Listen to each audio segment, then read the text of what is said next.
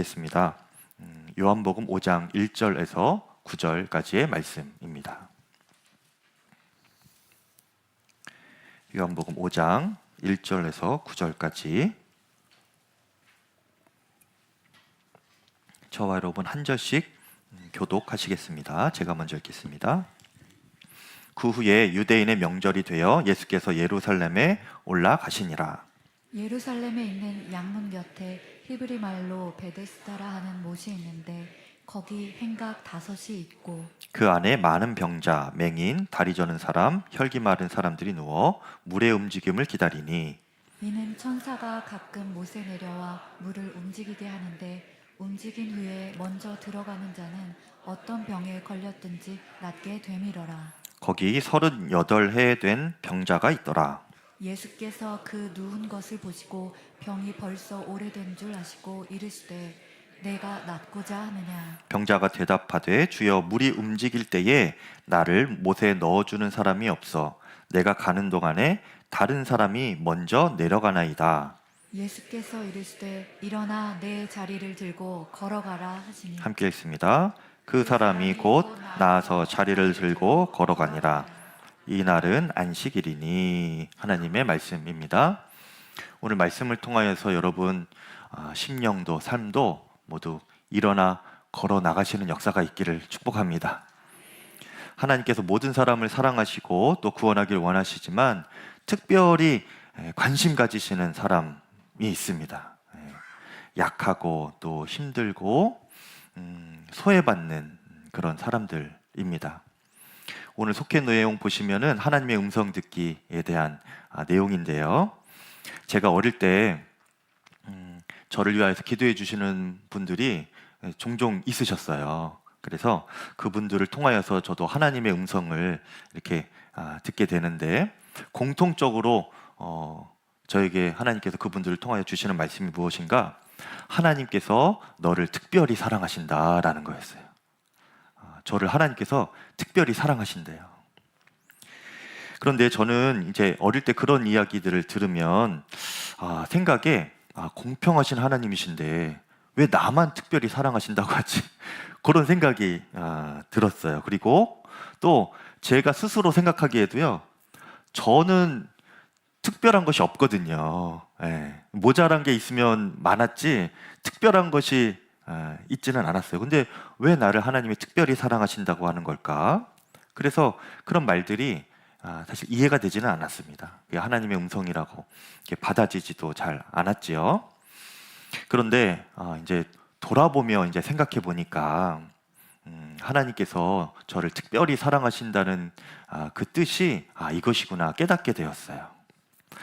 하나님께서는요, 제가 이제 어릴 적에 연약함이 있고 또 외롭고 또 힘겨운 어떤 그런 처지에 있는 삶을 주님께서 보시고 그런 저를 불쌍히 여기셨구나. 그리고 그 마음을 그렇게 표현하셨구나. 내가 너를 특별히 관심 갖고 있다.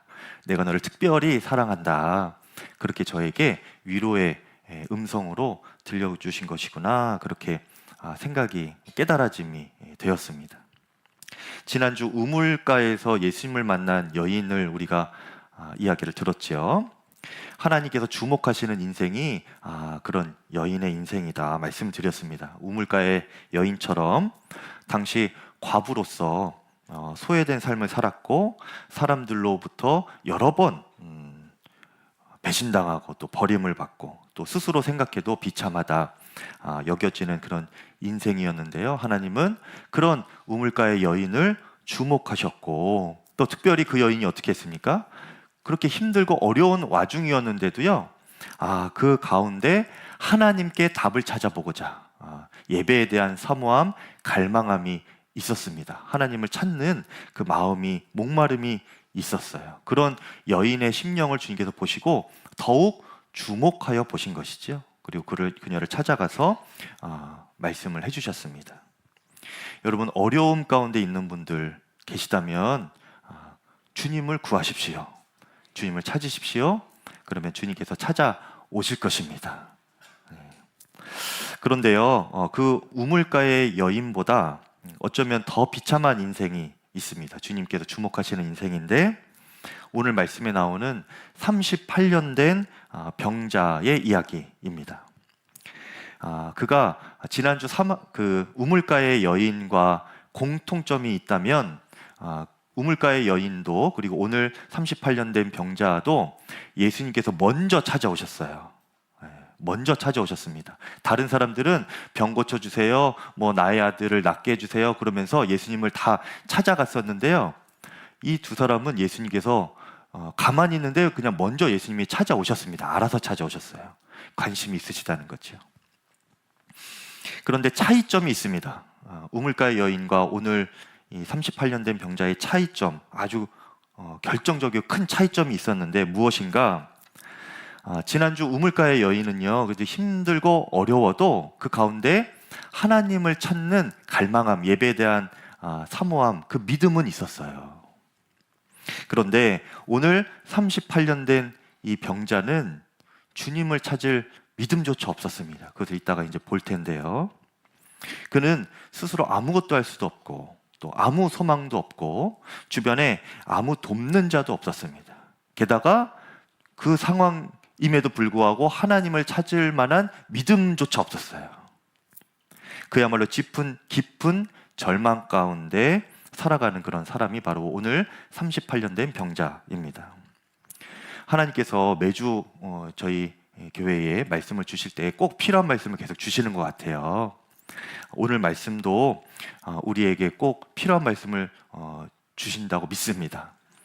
최근에 성도님들의 가정마다 참 말할 수 없는 기도 제목들이 많이 있는데요.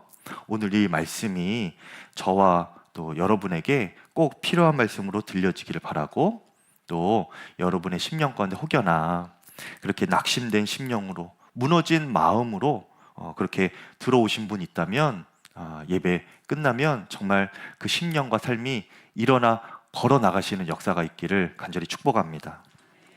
오늘 말씀의 배경은 예루살렘에 있는 베데스다라고 하는 연못가가 이제 배경입니다.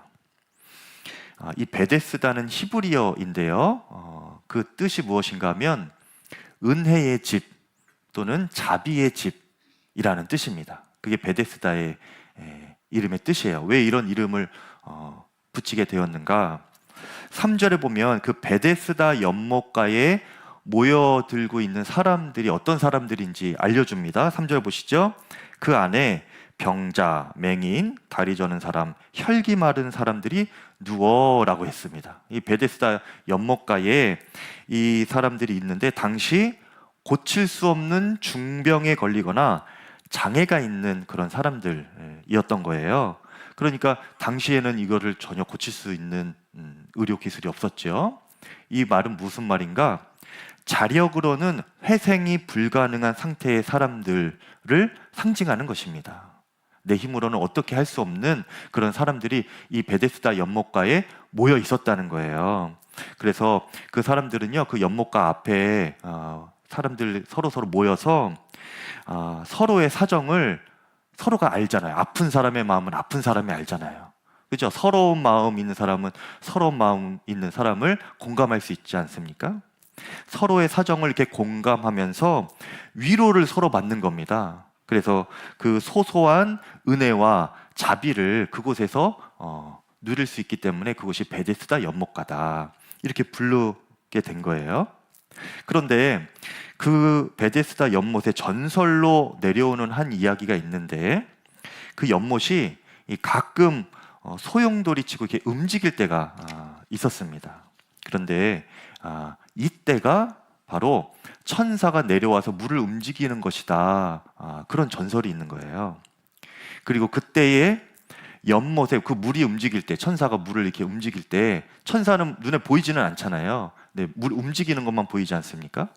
그러면 그 물이 움직일 때에 가장 먼저 들어가는 사람은 어떤 병이든지 낫는다.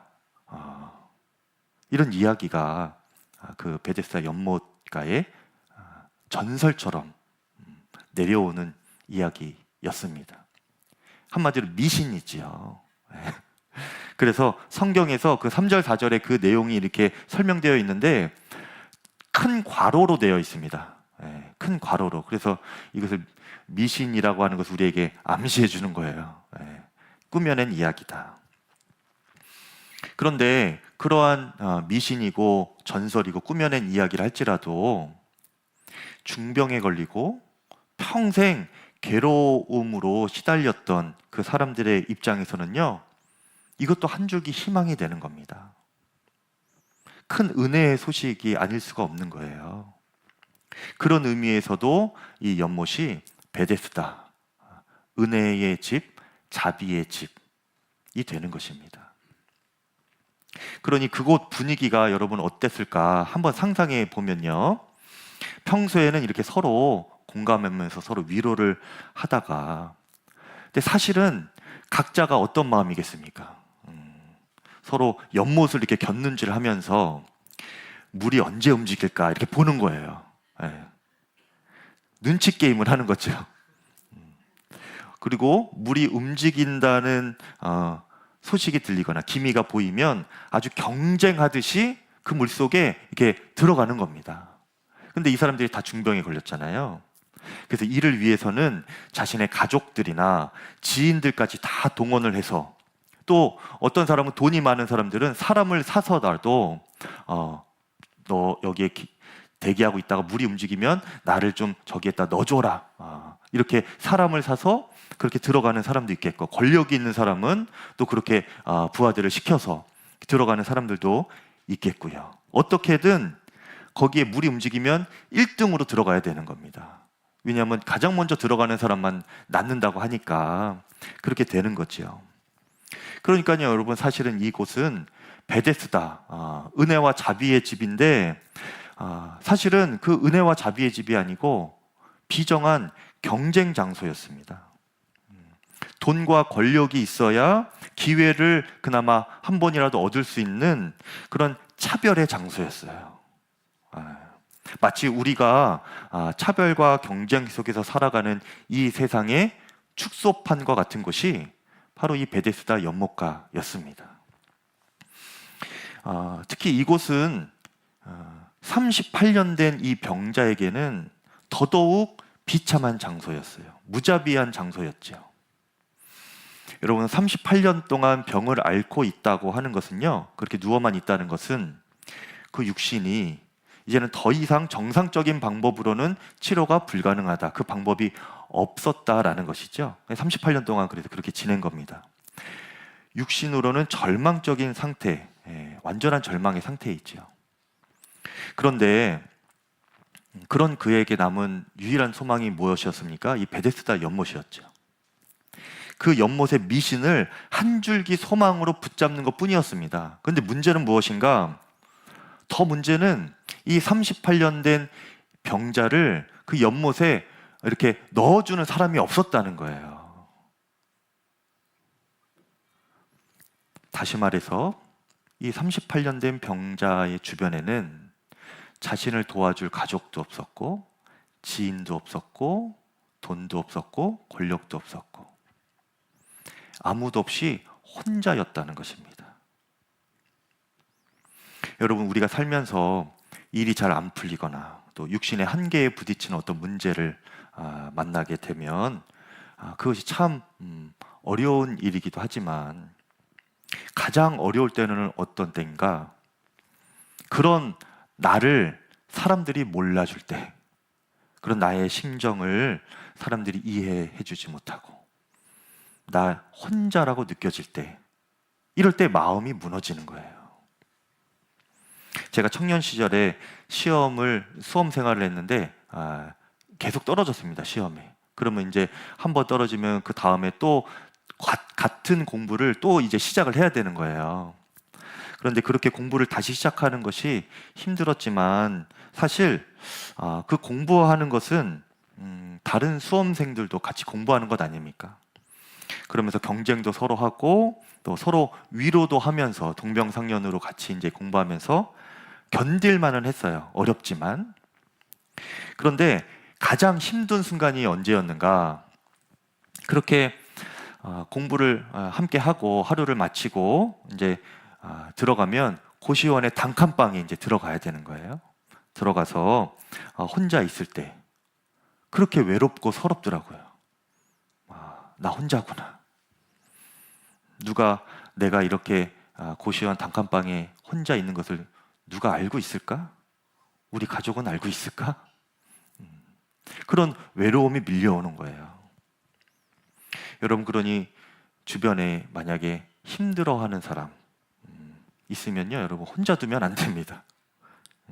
마음이 무너지지 않도록 함께 있어주고, 내가 함께 있어주지 못한다고 한 그런 사정이라면 연락이라도 자주 해주고, 그러면서 마음을 이렇게 잘 돌봐줘야 돼요. 안타깝게도 이 38년 된 병자는요, 그때까지 홀로 있었습니다. 주변에 아무도 없었어요. 그런데 사실은 그에게는 지켜보는 분이 계셨습니다. 혼자가 아니었어요. 홀로 외로이 누워만 있던 그 38년 된 병자의 마음을 하나님은 알고 계셨죠. 보고 계셨고, 그리고 6절에 보니까 찾아오셔서 안다고 말씀해 주셨습니다. 예수께서 그 누운 것을 보시고 병이 벌써 오래된 줄 아시고 이르시되 내가 낫고자 하느냐, 이렇게 말씀해 주시죠. 여기서 오래된 줄 아시고 할 때 이 아시고라는 것은요, 헬라어로 그누스라고 하는 단어인데, 그 뜻이 무엇인가 하면 그냥 지나가다가 이렇게 얼핏 보고 아는 것이 아니고 완전히 상황을 파악했다라는 것이에요. 그것이 이제 그누스입니다. 아시고예요. 예수님께서는 그 38년 된 병자의 외적인 병세를 보시면서 얼마나 심각한지도 아셨지만, 그곳에 머무는 것이 아니고요, 그의 마음이 지금 38년 동안 얼마나 외롭고 서러웠을까, 얼마나 무너져 있었을까, 그 마음까지 다 헤아리시면서 그 존재에 대한 어려움과 깊은 슬픔과 고독과 아픔을 다 아셨다는 겁니다. 그것이 이제 그누스예요. 그렇게 보신 거예요, 주님은. 그리고 예수님께서 그에게 말씀하셨죠. 너가 낫기를 원하느냐. 여러분, 사람은요, 우리의 마음을, 또 우리의 형편을 다 알지 못할지라도, 얼마나 힘겨운지 몰라줘도요, 주님은 아십니다. 그리고 위로하고 치료해 주기를 원하시는 분이 바로 우리 주님이십니다. 예수님께서 그 병자에게 너가 낫고자 하느냐 했을 때에 이 병자가 그러면 네 주님, 낫기를 원합니다, 이렇게 대답을 하면 되잖아요. 그것이 이제 믿음의 반응인데, 그런데 이 병자는 오늘 보니까 선뜻 그 말을 못합니다. 엉뚱한 대답을 해요. 다른 사람이 나를 넣어주는 사람이 없어서 지금까지 이러고 있습니다, 이렇게 대답합니다. 근데 이 말이 무슨 의미일 것 같습니까? 예수님께 지금 신세 한탄을 하는 거예요. 예수님이 낫게 해주실 분이라는 것은 생각하지 못하고요, 제가 지금 들어가지 못해서 치료를 못 받고 있으니까 저를 돕고 싶으시면 당신이 저를 저 물속에나 넣어주십시오. 그러면 천사가 저를 낫게 해줄 겁니다. 지금 이렇게 대답을 하는 거예요. 이 병자는 지금 예수님보다 천사를 더 믿고 있어요. 그 정도로 이 믿음이 없는 사람이 이 병자였습니다. 제가 서두에서 어려울 때 주님을 여러분 구하십시오라고 했죠? 그러면 주님이 찾아오실 겁니다, 이렇게 말씀드렸는데, 우리에게는 그런 정도의 믿음은 있지 않습니까? 그런데 이 38년 된 병자는요, 지독히 외롭고 절망적인 상황임에도 불구하고, 아무것도 할 수 없는 지경임에도 불구하고 설상가상으로 그는 예수님을 찾고 구할 믿음조차 없었던 사람이었습니다. 여러분이 38년 된 병자를 보면서 우리가 예수님의 심정으로 기도할 대상이 있구나 깨닫게 되는 거예요. 여러분, 우리 주변에 여전히 주님을 찾고 구할 믿음조차 없는 이들이 주변에 여전히 있습니다. 그저 베데스다 연못 움직이기를 기다리면서 그 미신과 전설을 의지하여서 한 번에 성공하기를 기다리고, 또 옆에서 나를 도와주는 사람이 없다고 한탄만 하면서 힘들어하는 이들이 우리 주변에 있습니까? 여러분, 더 안타까운 것은요, 그럼에도 불구하고 그가 예수님을 찾을 믿음조차, 또 예수님께 기도할 그 믿음조차 없다는 거예요. 그런데 여러분, 이것을 우리가 당신 믿음 없다 이렇게 타박할 것이 아닙니다. 오늘 우리에게 주시는 메시지가 그거예요. 예수님께서 지금 이 38년 된 병자에게 어떻게 하셨습니까? 전혀 타박하지 않으시고요. 그가 예수님을 찾지도 않았는데 예수님이 먼저 그를 찾아오십니다. 그리고 묻지도 않았는데 그의 사정과 형편을 이미 다 먼저 아세요. 그리고 그를 고쳐주십니다. 8절 9절에 예수께서 이르시되 일어나 내 자리를 들고 걸어가라 하시니 그 사람이 곧 나아서 자리를 들고 걸어가니라. 이것이요 여러분, 주님의 마음입니다. 누군가 널 위하여 기도하네, 이런 찬양이 있죠. 이것이 38년 된 병자의 심정이고 예수님의 마음인 거예요.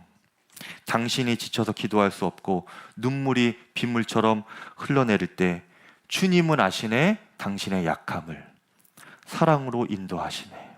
2절 가사가 여러분 더 은혜가 되는데요. 당신이 외로이 홀로 남았을 때 당신은 누구에게 위로를 얻나?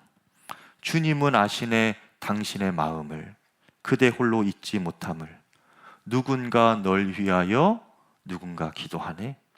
내가 홀로 외로워서 마음이 무너질 때 누군가 널 위해 기도하네.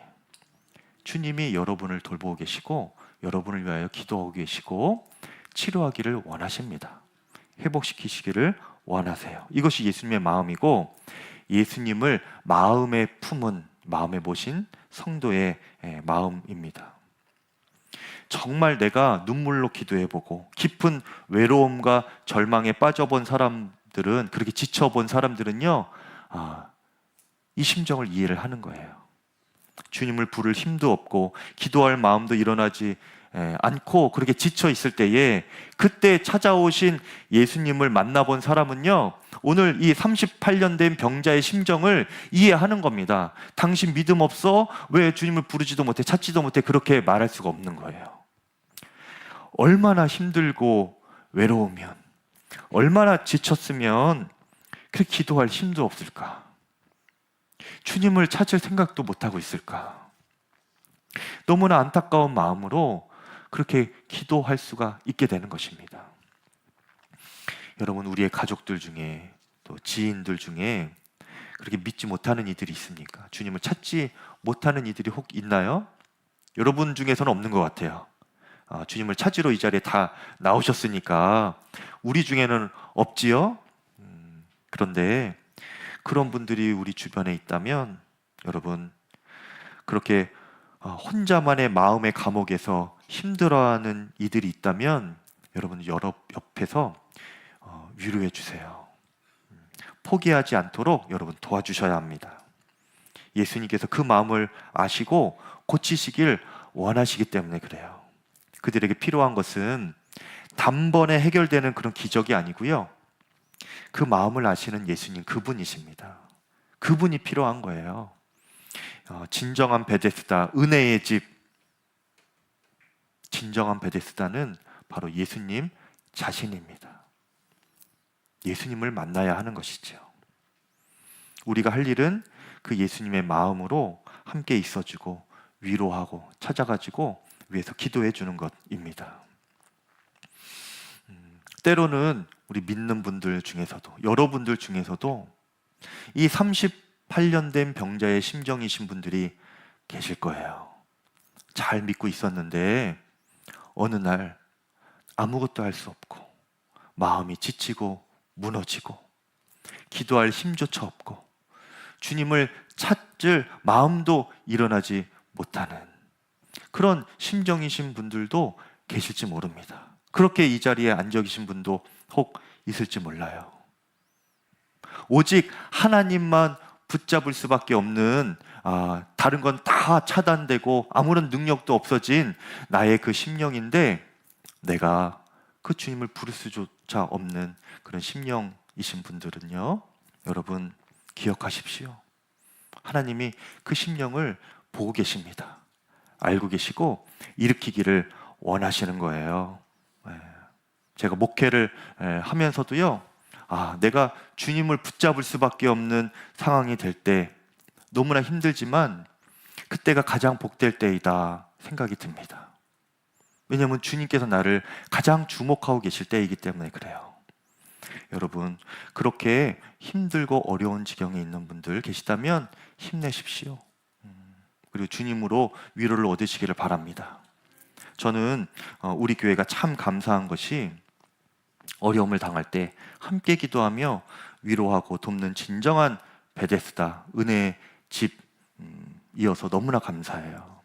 지난 한 주간 이기현 집사님 갑작스런 암 소식을 들었죠. 근데 본인으로서는 이전부터 알고 계셨는데 늦게 알려주셨어요. 그래서 저희가 긴급하게 중보기도팀 같이 기도하고 했는데 여러분 그 기도를 통하여서 그 가족이 얼마나 위로를 얻고 힘을 얻는지 모릅니다. 수술을 잘 마치고 회복하고 계시는데요. 여러분 정말 그렇게 우리가 함께 주님의 마음으로 위로하고 돌보고 기도하는 곳입니다. 그것이 진정한 베데스다 이 양평 감리교회가 될 줄을 믿습니다. 그리고 우리가 그런 은혜의 통로가 되기를 바라고요. 우리를 통하여서 누군가가 힘을 얻고 일어나 걷는 역사가 나타나기를, 또 우리 자신이 무너져 있었다면 그렇게 주님 안에 음성을 듣고 위로를 얻고 힘을 얻어 일어나 걷는 은혜가 있기를 간절히 축복합니다. 이 시간 우리 기도하겠습니다. 기도하시면서 우리 성찬도 준비하겠는데요. 최병렬 장로님, 백남흥 장로님 나오셔서 함께 도와주시면 감사하겠습니다. 우리 시간 먼저 합심하여 기도할 때 하나님 나를 보시옵소서, 내 상한 심령 육신을 고쳐주십시오. 38년 동안 무능한 인생도 주님께서 찾아오셨던 것처럼 지금도 나를 찾아오시고 만지시고 회복시켜 주실 줄을 믿습니다. 일으켜 주시옵소서. 주의 이름 부르고 기도하겠습니다. 주여. 할렐루야.